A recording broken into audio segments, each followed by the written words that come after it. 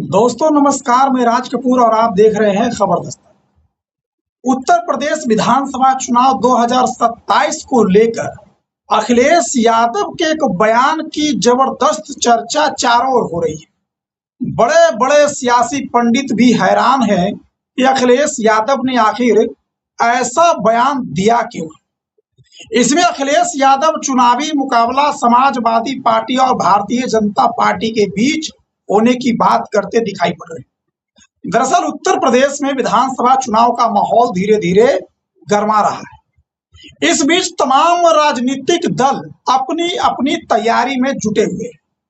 Bharatiya Janata party से लेकर मुख्य विपक्षी दल Samajwadi party, Congress, Bahujan Samaj party, Azad Samaj party, AIMIM, इन तमाम पार्टियों ने अपनी तैयारी को अंतिम रूप देना शुरू कर दिया है।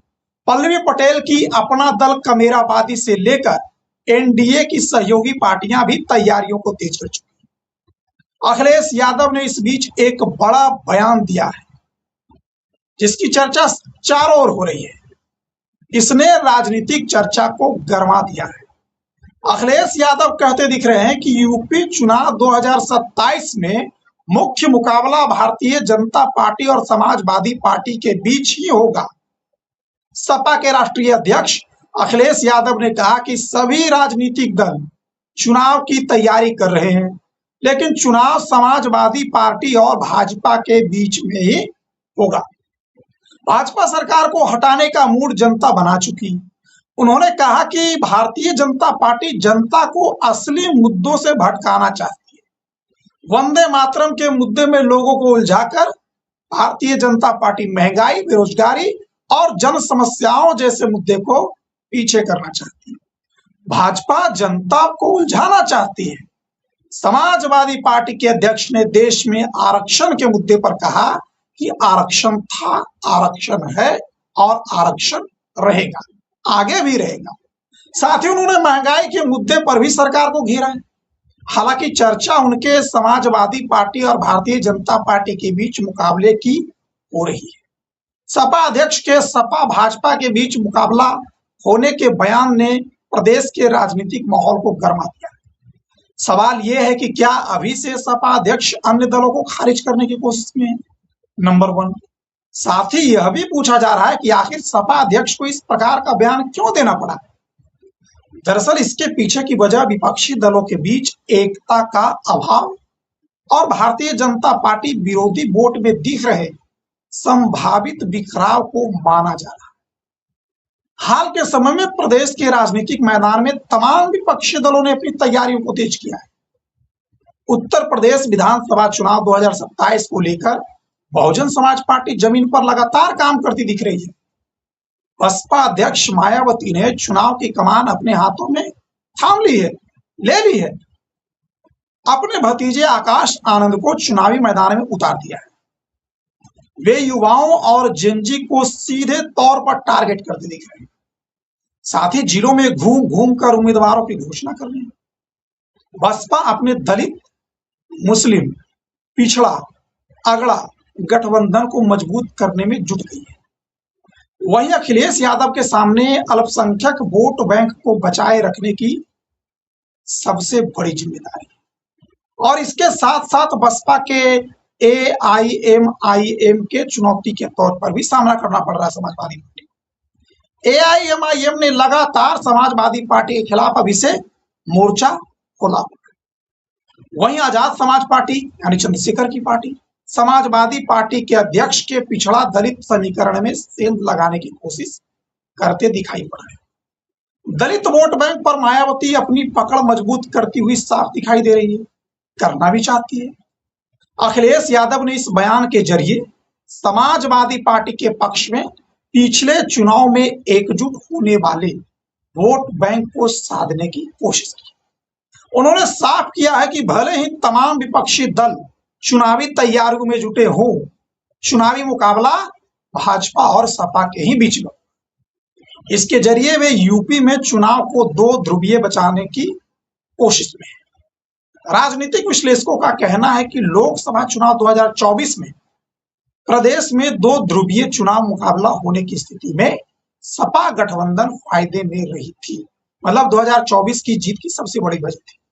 भाजपा को चुनाव में सीटों का नुकसान झेलना पड़ा था।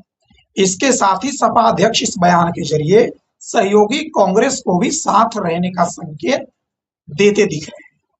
कहने का मतलब यह है कि अखिलेश यादव ने एक तीर से कई शिकार कर लिए। एक, जनता के बीच मैसेज कि उत्तर प्रदेश का चुनाव सीधे सीधे समाजवादी पार्टी और भारतीय जनता पार्टी के बीच में, मतलब जिनको बीजेपी को वोट देना है वो बीजेपी को वोट दें, लेकिन जिनको बीजेपी को वोट भी नहीं देना है, सपा को ही वोट नहीं देना है, किसी और को वोट देना है, तो उसके लिए मैसेज है कि आपका वोट बर्बाद होने जा रहा है। आप सपा और बीजेपी इन दोनों के बीच में मुकाबला है। अगर भाजपा को हराना चाहते हैं तो सपा के साथ आ जाए, सीधा मैसेज है। दूसरा मैसेज कांग्रेस के लिए, जो कांग्रेस के नेता दिन रात बयानबाजी कर रहे हैं कि कांग्रेस समाजवादी पार्टी के साथ कंधे से कंधा मिलाकर योगी आदित्यनाथ की सरकार को उखाड़ने के लिए जमीन पर जुट जाए, बयानबाजी ना करे और हम बड़ी पार्टी वो छोटी पार्टी, ये मैसेज जनता में न जाए। जनता में ये मैसेज जाए कि उत्तर प्रदेश में इंडिया अलायंस में सबसे बड़ा दल समाजवादी पार्टी और बाकी छोटे छोटे दल या जो भी दल हैं वो समाजवादी पार्टी के बास्केट के अंदर योगी आदित्यनाथ की सरकार को हराने के लिए जी जान से जुट गए, ऐसा मैसेज जनता में चला।